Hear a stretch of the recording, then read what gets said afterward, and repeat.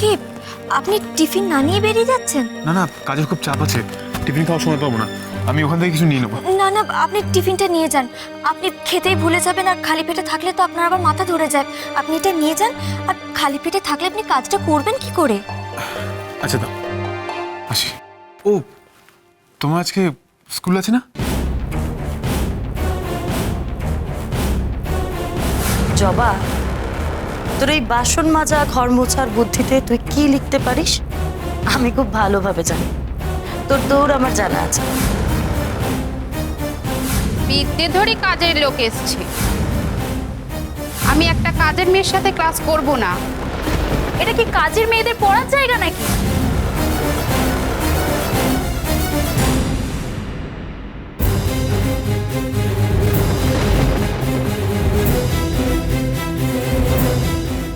কি হলো, চুপ করে আছো কেন? না মানে সুস্মিতা বৌদি, মানে রমা মাসির ছেলের বউ আমাকে খুব একটা পছন্দ করে না। আমার ভয় করছে যদি বাড়িতে সবকিছু বলে দেয়। বলবে, তুমি ভয় পাচ্ছ কেন? তুমি তো পড়াশোনা করতে যাচ্ছ, তুমি তো কোনো অন্যায় করছো না। আর দেখো, বাবা মা যদি জানতে পারে তোমার পড়াশোনার কথা, আমার মনে হয় তারা রাগ করবে না। দেখো, আমি চাইছি না তাদেরকে জানাতে, কারণ আমি চাই তুমি পাশ করে তাদেরকে সারপ্রাইজ দাও। আর বৌদিদের জানাচ্ছি না, কারণ আমি জানি তোমার পড়াশোনার পথে তারা বাধা হয়ে দাঁড়াবে। আর জবা, মনটাকে শক্ত করো, ভয় পেও না। ভয় পেলে দেখবে এরকম সুস্মিতা বৌদির মতো লোক তোমার মাথায় চড়ে বসছে।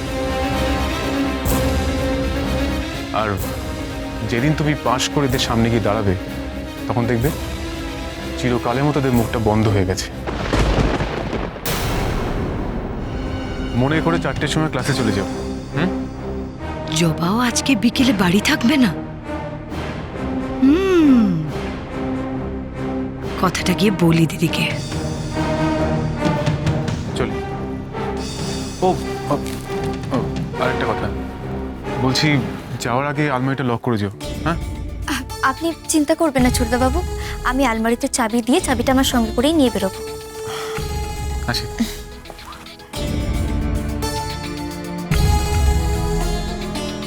দুগ্গা দুগ্গা।